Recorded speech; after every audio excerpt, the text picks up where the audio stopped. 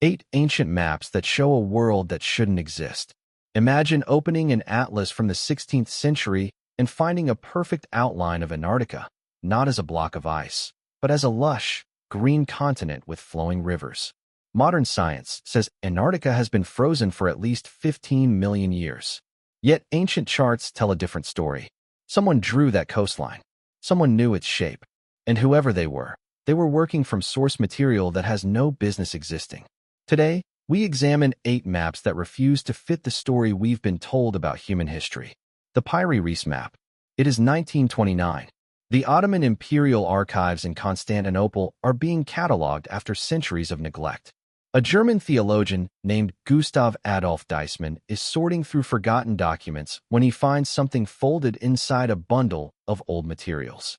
A fragment of a map, drawn on gazelle skin, dated 1513, signed by an Ottoman admiral named Piri Reis. The rivers are the problem that no one has cleanly solved.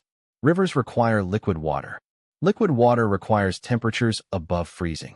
The continent Fine appears to have mapped in extraordinary topographical detail is Antarctica, a continent that has not had liquid rivers flowing across its surface for somewhere between 14 and 34 million years, depending on which geological model you accept. Fine's own notes suggest he was, like Piri Reis, working from older source material. He was a compiler, not an explorer. The question of where his sources came from has no satisfying answer inside conventional history. The rivers on his map flow from mountains that exist under the ice. He drew a world that the ice erased before our civilization began. The Zeno narrative. In 1558, a Venetian nobleman named Niccolò Zeno the Younger published a book.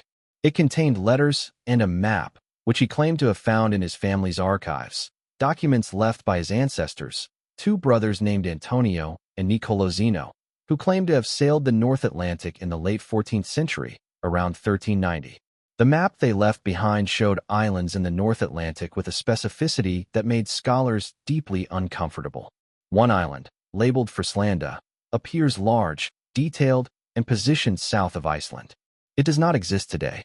No island of that size occupies that position in the modern Atlantic. The standard response from historians was automatic fabrication. The Zeno brothers were dismissed as fantasists, the map as a Renaissance-era forgery designed to claim Venetian priority over Norse and English Atlantic exploration. But something nagged at researchers who looked closely. The map shows Greenland with a remarkable degree of internal topographical detail, including river systems and coastal inlets that would not be accurately mapped by Europeans for another 3 centuries. It shows Iceland correctly. It shows the Faroe Islands correctly. And then there is the matter of Frislanda itself. Some researchers have proposed that Frislanda represents a memory of land masses that were above water in the North Atlantic during periods of lower sea levels, islands that existed during or before the last ice age, when ocean levels were dramatically lower than they are today. If the Zeno brothers were indeed working from ancient charts, those charts may have recorded a North Atlantic geography that has since been submerged. The mainstream position remains forgery, but forgers, as a rule, do not accidentally encode accurate topographical detail about coastlines that weren't surveyed for another 300 years. Forgers make things up. Whoever made this map was working from something real. The Buache map. Philippe Buache was the official cartographer to the King of France.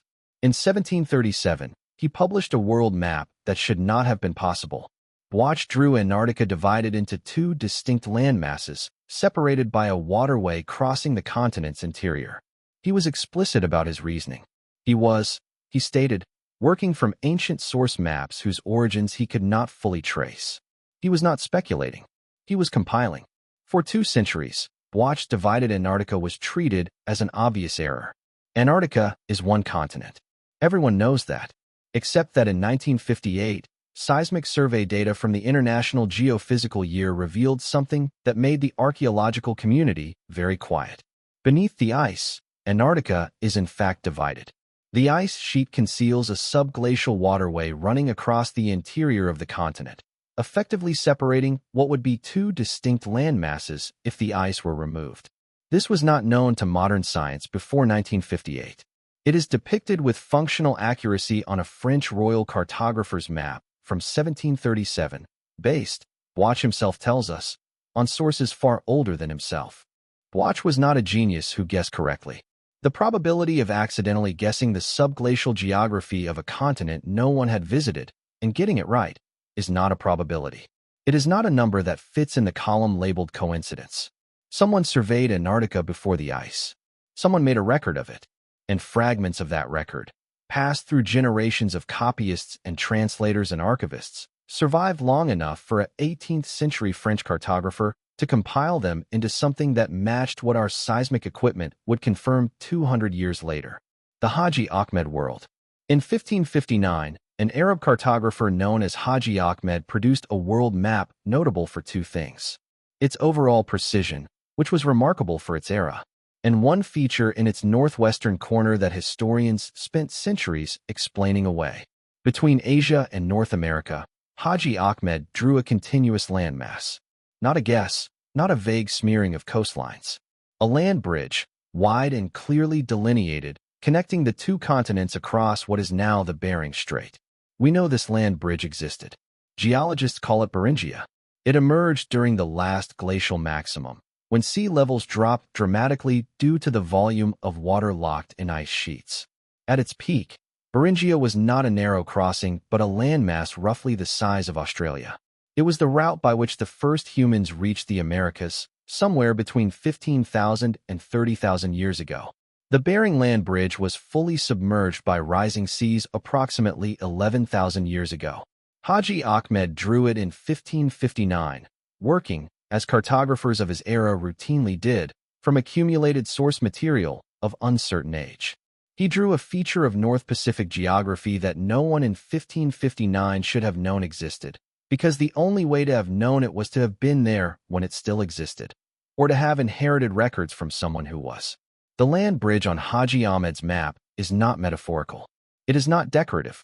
It is placed correctly, sized approximately correctly, and depicted with the confidence of a cartographer recording something real, something that vanished from the surface of the earth 11,000 years before he was born. The Fra Mauro planisphere. Fra Mauro was a Venetian monk.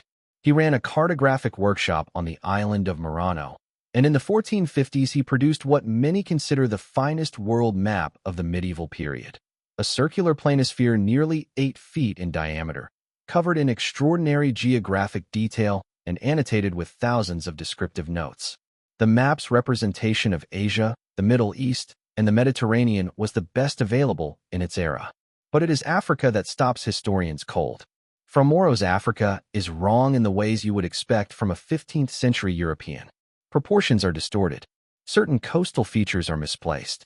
But it is also right in ways that should not have been possible. Fra Mauro depicts the southern tip of Africa as a navigable cape, with open ocean extending beyond it. He shows the Indian Ocean as connected to the Atlantic around Africa's southern point.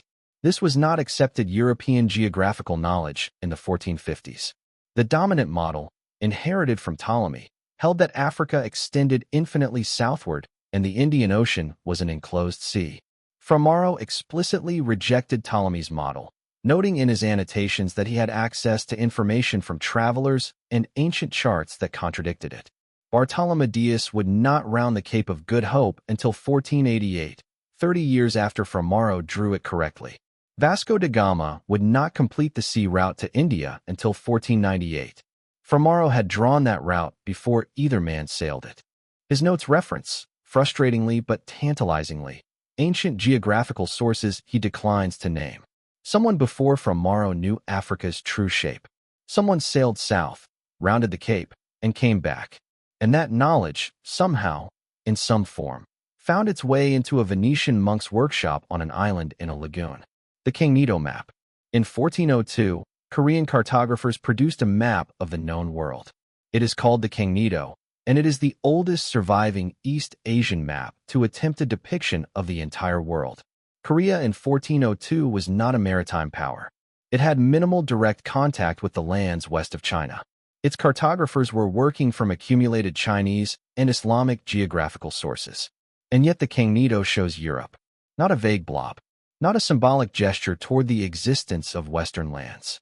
It shows the Mediterranean basin, the Iberian Peninsula, the rough outline of European coastlines, and the shape of Africa.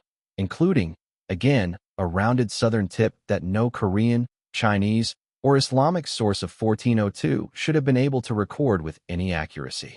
The Islamic geographical tradition that fed into the Kangnido stretches back to the 9th and 10th centuries. Arab cartographers were extraordinary. They had access to Greek geographical knowledge that Europe had lost.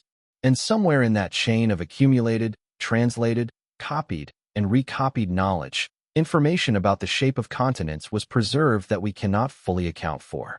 The Kangnido does not show a perfect world. There are serious distortions. Africa is undersized. Europe is pushed to the margins. But the structural knowledge encoded in it, that Africa has a southern cape, that Europe has a particular shape, that the world's land masses have particular relationships to each other, reflects a geographical understanding whose ultimate source remains unidentified. Somebody knew the shape of the world. Somebody put it in writing. The Kangnido is one more link in a chain that leads backward into a history we have not yet mapped. The Waldseemüller mystery. In 1507, a German cartographer named Martin Waldseemüller printed a world map on 12 separate sheets. It was the first map in history to use the word America. It gave the new continent its name. For that reason alone, it would be historically significant. But there is something else on this map that historians have argued about for 5 centuries and never satisfactorily resolved. Waldseemüller's map shows South America. It shows it with a Pacific coastline, a western coast, facing an ocean, clearly delineated. In 1507, Europeans did not know the Pacific Ocean existed. Vasco Núñez de Balboa would not cross the Isthmus of Panama and become the first European to see the Pacific from the American side until 1513, 6 years after Waldseemüller drew its eastern shore with cartographic confidence. Ferdinand Magellan's expedition would not circumnavigate South America and cross the Pacific until 1519 to 1522. Waldseemüller was 12 years ahead of Balboa and 15 years ahead of Magellan, and what he drew was not wrong. He stated, in the accompanying text he published with his map, that he had compiled it from Ptolemy and from new information brought back by recent voyages. But no voyage in 1507 had generated the information required to draw South America's Pacific coast. The sources he was actually using, whatever they were, went unspecified. In 1513, Waldseemüller produced a second major map. On this one, he had quietly removed the name America from the continent he had just named. He offered no explanation. No correspondence survives explaining the change. Scholars have never reached consensus on why a man would name a continent, and then 6 years later apparently think better of it. One interpretation, unprovable but persistent, is that Waldseemüller had access in 1507 to source material that he later lost, or was pressured to disclaim. That his first map was more honest, and his second more politically cautious. The Pacific coast of South America, drawn correctly 6 years before any European officially saw that ocean, suggests he was working from something real. The 1507 map survives as a single copy. It was purchased by the United States Library of Congress in 2003 for $10 million. It is the most expensive document the Library of Congress has ever acquired. It hangs in Washington, available for study, covered in information that cannot be explained, in a building named after a man who sailed to a continent that someone else had already drawn. 8 maps, 8 different centuries, 8 different cultures, languages, and cartographic traditions. All of them, in different ways, encoding knowledge of a world that official history says no one yet knew. Antarctica before the ice. Land bridges that vanished 11,000 years ago. Coastlines that wouldn't be sailed for decades or centuries after they were drawn. The orthodox explanation is a series of coincidences. Educated guesses that happen to be correct. Distortions misinterpreted by modern researchers. Forgeries created for motives that are never quite persuasively explained. The alternative is more uncomfortable. Somewhere behind these maps, there is a tradition of geographical knowledge older than the civilizations we have named and studied. Older than Greece, older than Rome, older than Egypt as we have defined it. A tradition that survived in fragments, in archives, in the workshops of monks and admirals and royal cartographers, copied and recopied until the original source was so remote it became invisible. Someone flew over this earth. Someone surveyed it. Someone wrote down what they saw. And the maps they left behind are still here, still asking the same question they have always asked. Who were you? And what else did you know?